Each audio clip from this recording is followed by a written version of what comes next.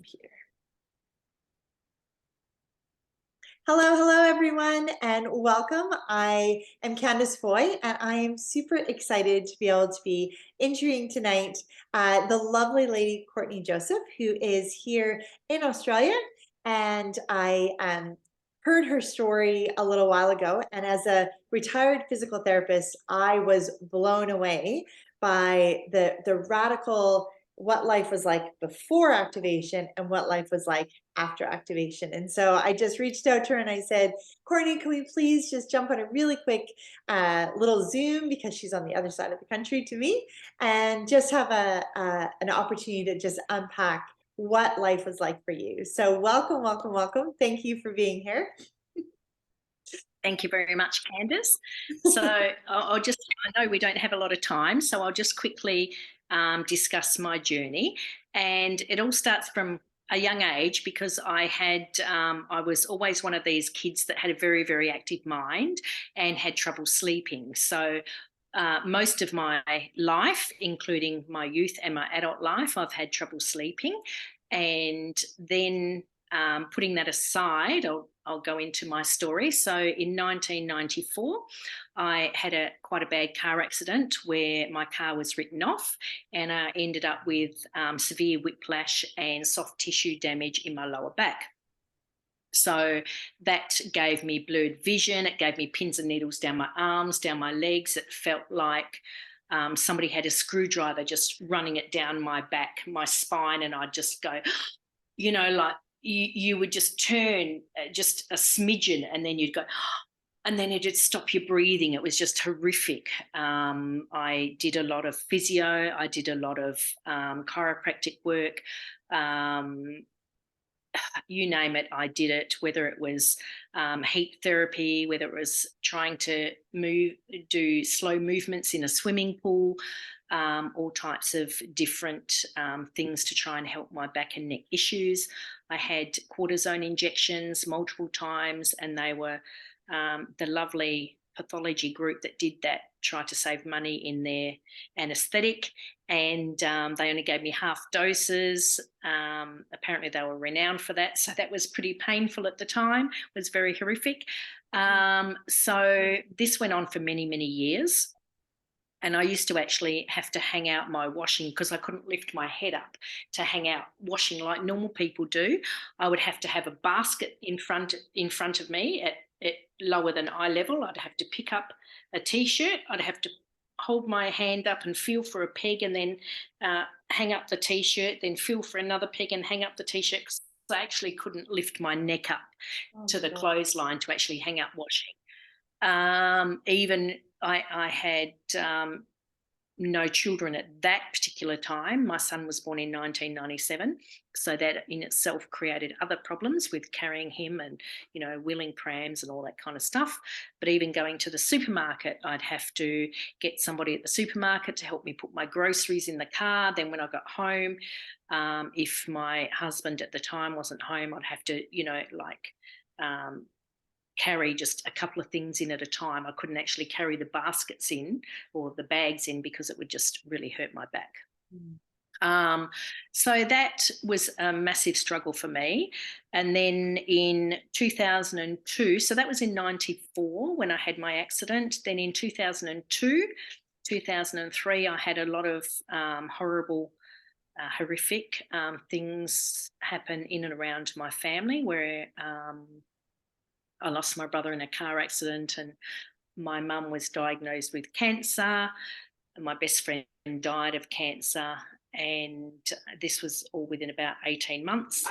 And then I found out that my husband was having an affair. So that spiraled me down the horrific path of having severe depression. It was just terrible. And of course, losing a family member, especially a sibling, it's something that is very surreal. You don't actually believe it's happened, and I actually didn't believe it for about probably a good 10 years. It's been 21 years this year.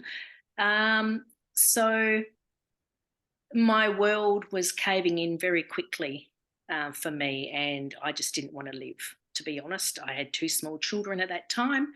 My daughter was only 1 year old. And it's not, I shouldn't say I didn't want to live. I just didn't want to be walking on the earth anymore. So I didn't want to do anything silly, but I just didn't want to exist. But I knew I had to. So I finally went and saw a doctor, and just a lady doctor, and just broke down and told her what was happening. I said, I don't want to be here. Um, I can't even tell you what would go through my head most days. Ah, sorry. So then she started me on a journey of horrific, well, it's not horrific because it kept me alive, but pharmaceutical medicines. So, sorry, I've got to get a tissue. It's okay.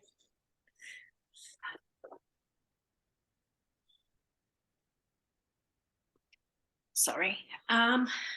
So then I started taking 200 milligrams of Zoloft, which are antidepressants.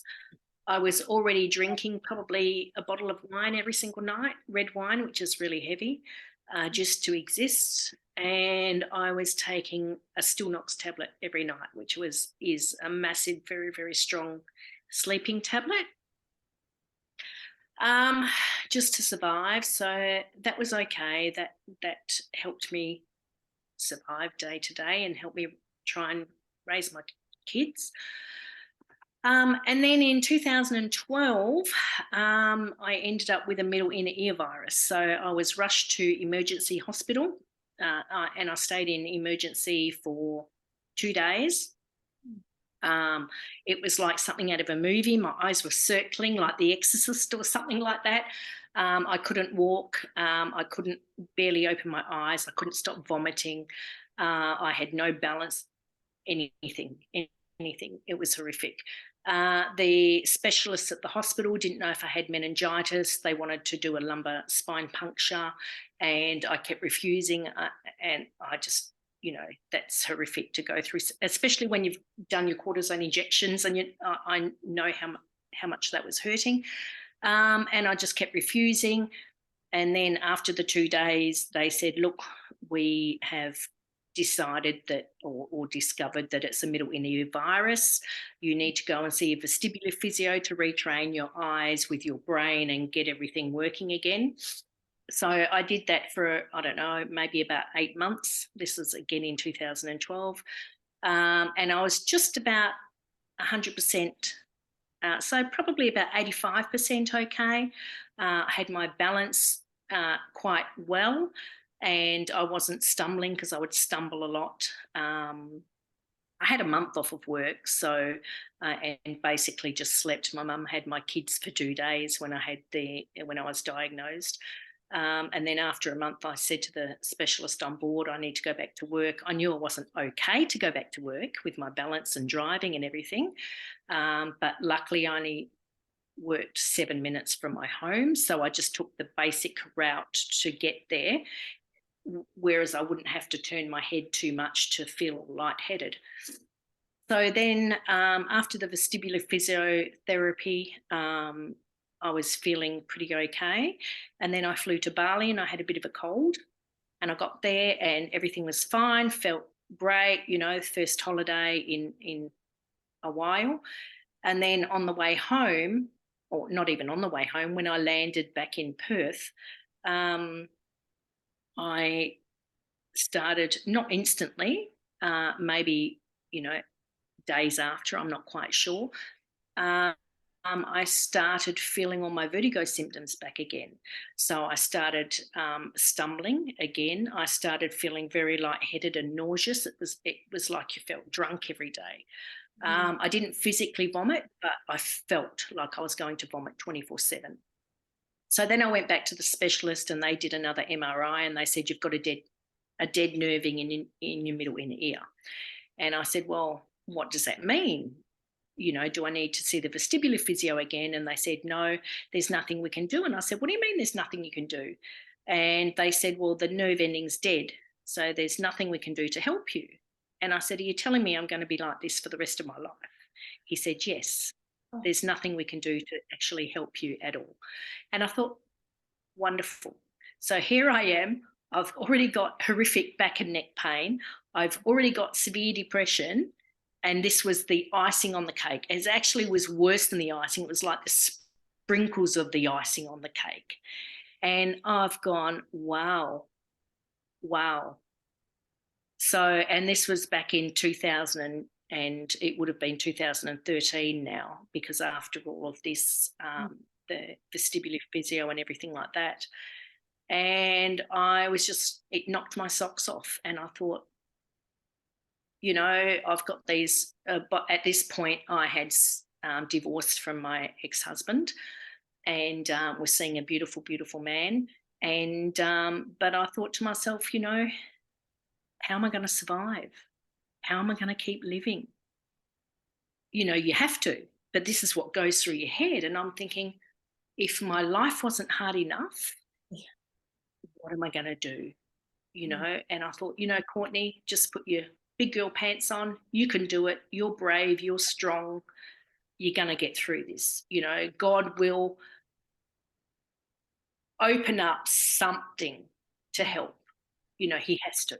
That's, Yeah. there's no other way around it.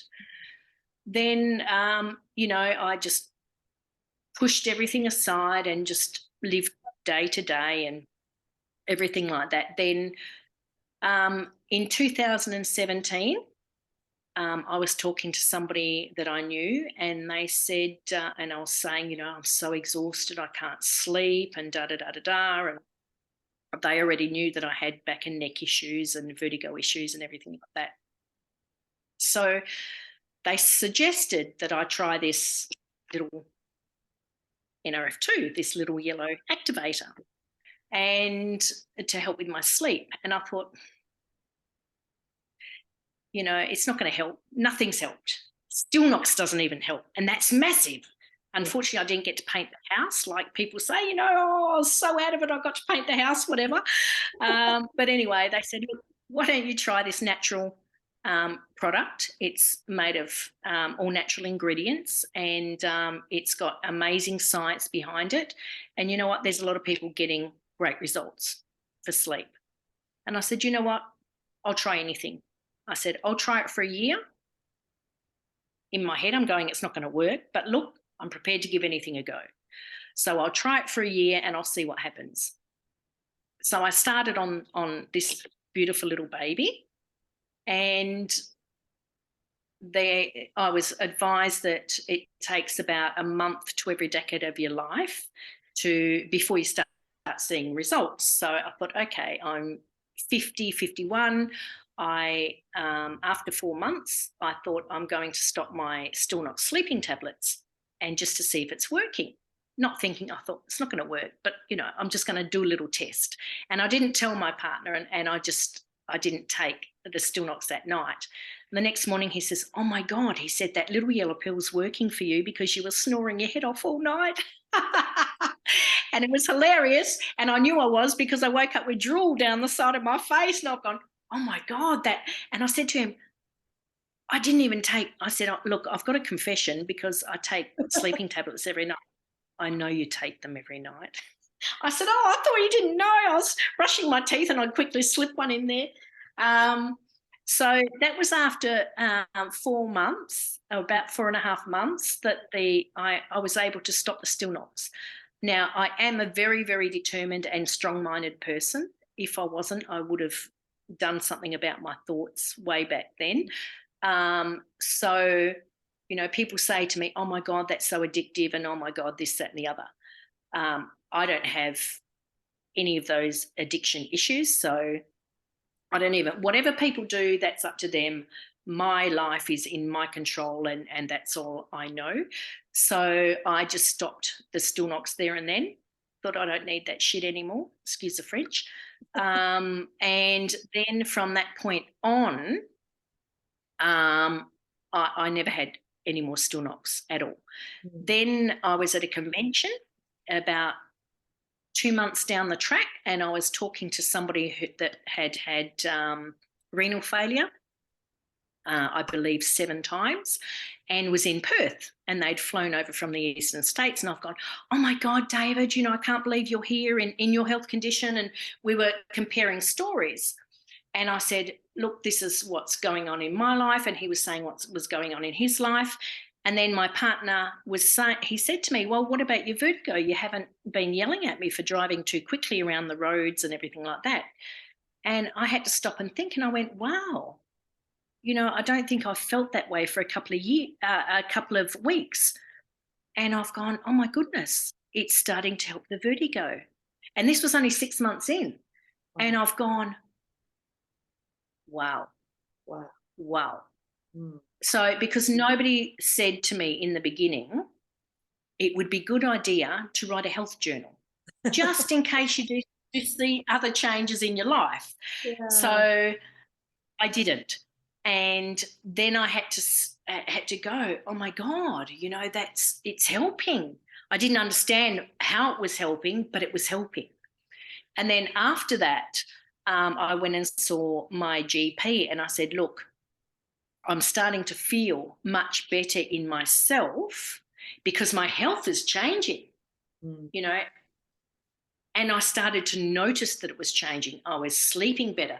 Then when my partner was telling me about the vertigo, I've gone, wow. And then, you just start to notice things. And so then that pointed out to me that I need to start noticing what was going on in my body and in my mind and in my health. Mm. So my GP and I advised a plan on how to reduce the 200 milligrams of antidepressants that I was on. So we did that over about a year and a half. Mm. Um, and I managed to actually get off all of my medication. So I've gone from being somebody that was actually a walking zombie, and I say that with as much love as I can, because I was a walking zombie. People that from the outside looking in wouldn't have known that, but I was completely a walking zombie that just really didn't want to exist in life. Mm. Was living for my children and living for my partner, Mm. and just existing, you Mm. know, every day, and with really not much future apart from seeing the love and affection from my kids and from my partner. Yeah. Um, I have been on this beautiful little yellow pill, this NRF2, now for 6.5 years. And it's changed my world. It's given me a life back that Mm. nobody could ever give me before. No. Nobody, the medical profession, they wanted to operate on my back, on my lower spine and everything, and I refused it. There's the vertigo. I can't even tell you how horrific that is unless you've gone through vertigo yourself. Everything that led me to finding this Yeah. amazing product, this beautiful, natural tablet is just incredible. And 6.5 years on, I've gone from somebody that couldn't um, bring in groceries, that couldn't bend down to get letters out of my letterbox, to couldn't hang up washing, to somebody I can walk 7.5 kilometres 3 times a week now. I couldn't even walk 10 steps without horrific back pain. I can lift groceries. I can do basically anything, within reason. And to have something this little change your life and give you a life back that nobody in the medical field could do is just amazing. I am so blessed and grateful Yeah. that Amazing. I was told about that. Yeah. 100%. Oh my gosh. Courtney, yeah, like my eyes leak every time I hear the story, and the details are just so, they're just so complex. And I think for so many people who are going to be watching this, they feel like there's no hope.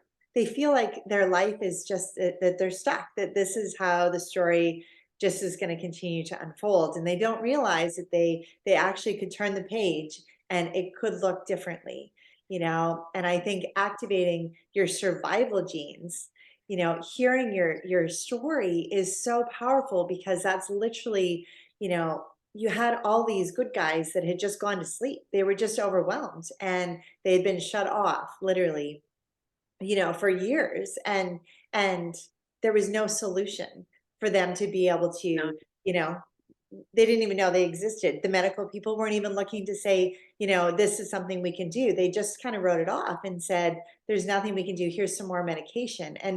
And I think your example of saying, you were walking around, but you were emotionally numb because you were on so many medications and you were physically in this horrific pain. And years of working with people who've had chronic illness and chronic pain, you get to a point where you're just continuing to try and exist literally, and so to hear that, you didn't take it and expect it to turn it around that day, you didn't expect it to turn around the next week, that you said right off the bat, you know what, if it's going to work on my cells, it's going to take a while to get there. So you gave it a year, and I think that's really important, and I've shared that with quite a few other people that I help, is that this is going to take a while to undo the damage that's been done. And I think the longer you've been on it, the more you're, I meeting you, I would never in a million years, honestly, Courtney, have expected that that is what your life no, was.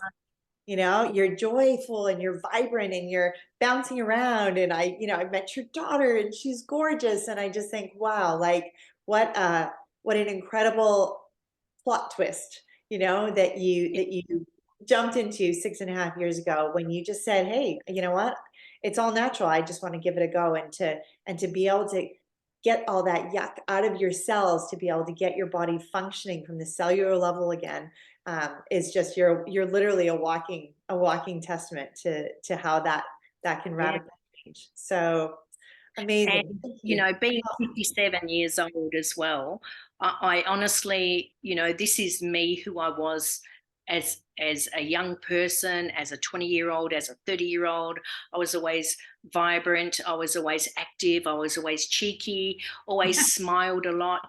People would say to me, you just got such a beautiful smile. And I'm like, well, why don't people just don't smile? And I smile all the time. And people probably think that's a bit weird, I'm the same. because maybe people don't enjoy smiling. I love smiling Me because too. I think that's a window to your soul. Yes. But and I will say as well, with my lower back and neck pain, it was about 14 months after starting on this amazing product that I was game enough to do a 7.5 kilometre walk. So I said to my friend who's a police officer, and I said, Tiff, she said, oh, let's do the Bridges walk. And I'm like, oh, yeah, we'll do that. And I'm thinking, there's no way I'm doing that. I'm going to chicken out, because I had a week when she said, oh, let's do it on Friday. I said, yeah, no worries, we'll do that. And I woke up the Friday and I felt really good. And I thought, gee, I can't back out, because that's, I've got no reason. I feel really great. And so Yeah. I met her at the Bridges, and I said, okay, Tiff, now I just want to explain to you that if we get halfway around and I can't move because I'm in so much pain, how are we going to get over? Because you've got the freeway there. So there's no access for vehicles or whatever, unless they're on the breakdown part of the freeway. And I said, what if you have to call an ambulance or whatever? Because, this is severe pain that I used to be in. And then we walked halfway, we walked over the bridge, and we're on our way back. And I said, oh my God, Tiff. She said, what's wrong? What's wrong? Are you okay? Are you hurting or whatever? And I said, no. I said, we're on our way back. And I said, and I'm in no pain. And I just burst into tears, and she hugged me and she said, oh my God, I'm so happy for you. And I'm going, so am I. I'm so happy. And she's giving me a cuddle. And, I was just blown away. And from that point on, I was stiff, when I got home, I was stiff, but there was none of that horrific, piercing, horrible pain that I would endure normally for 20 odd years. And from that day on, it was just move out, buckwheat. I'm doing this. I'm going to, make my life as amazing as it can be. I'm going to enjoy my life with the children. for so many years. That was ripped away from me, and I'm going to enjoy my life. It's my time to now take my life back and do everything that's possible. So, Yes. I yeah, love that. I I'm love forever that. grateful. Oh, so inspiring. Oh my gosh. Thank you so much. Thank you for being vulnerable. Thank you for, your tears. Thank you that you just shared your heart, because I think that, what else do we have other than this is our story. This is your story. This is life before and life after. And, I think that there's just so much hope that you carry in sharing your story with others, to say, you know what, they too might have a different journey ahead of them than they've been living up to this point. And so And thank you. that's why you have to do this. That's why I have to do this, to Yes. help other people, because Yeah. I never thought that there was any hope for me. And you know, if taking this little guy every day can give you a life back that you never imagined that you could ever have back, then it's worth doing. Just give it a go, because it's worth doing. And Absolutely. miracles happen, and that's a miracle product that does, you know do incredible things in our body. So Yeah. whoever's listening to this today, tomorrow, next year, in 10 years, Yeah. give it a go, because if it can do all these amazing things for me that I never ever thought were Mm. ever possible, then who knows what it can do for you. Absolutely. Amen. Amen. That's so good.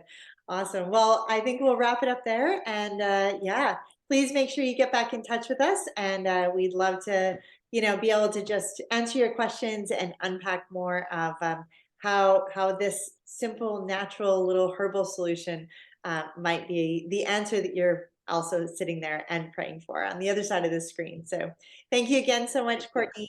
Take care, everyone. Bless you Pleasure. guys. Bye.